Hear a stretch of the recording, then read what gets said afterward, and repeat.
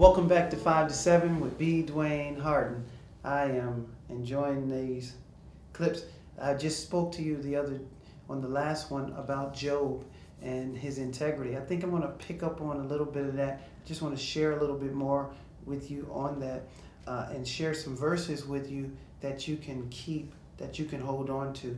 But Job, he was a man of integrity. That's what the Bible says. He maintained his integrity. And God spoke highly about Job because he maintained integrity. The integrity is not, again, how perfect you are. Job went through some very trying experiences.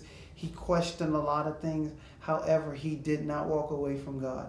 He did not judge God foolishly, is what the Bible expresses to us. He was careful on how he spoke. He knew some things didn't belong. You know, there are times when things happen in your life and you know that it's, and somebody will try to tell you that it's God who has turned his back on you. But that's not necessarily true. It's not that God has, I should have said that God has punished you, that God is punishing you. Job had his friends there who were telling him, you know, man, God, man, all you got to do is fall on your face, ask for forgiveness and get it together. You know, you must have done something bad because God is jacking you up right about now. And Job, he was very, very careful, very, very cautious to say, no, that's not the mind of God. That's not how God handles things.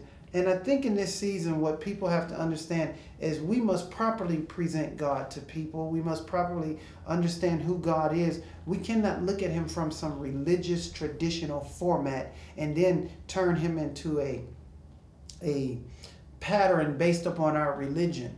God is God. He is not to be boxed in any situation. I just thought I'd share that with you. However, Job maintained his integrity. I got a lot of verses here. One is Psalms 26 and 11. And he says, I will walk in my integrity. Job 27:5 says, I will not remove mine integrity from me. This is Job. He says, I will not remove mine integrity from me.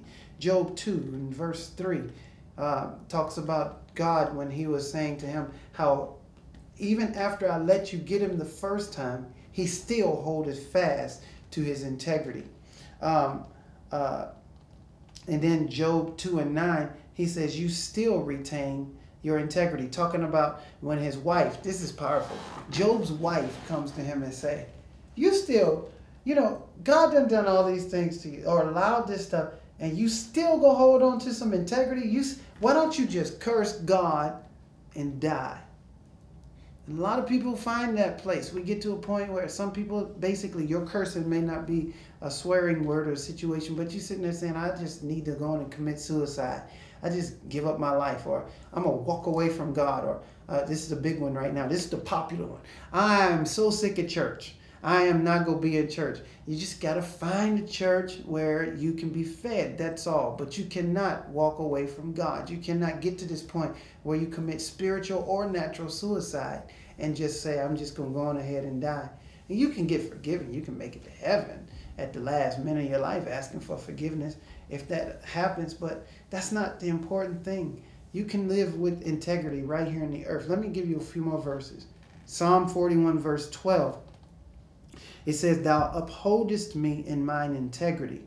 These are all King James. Psalm 78:72. So he fed them according to the integrity, their integrity. Proverbs 11:3. The integrity of the upright shall guide them. That's a powerful verse.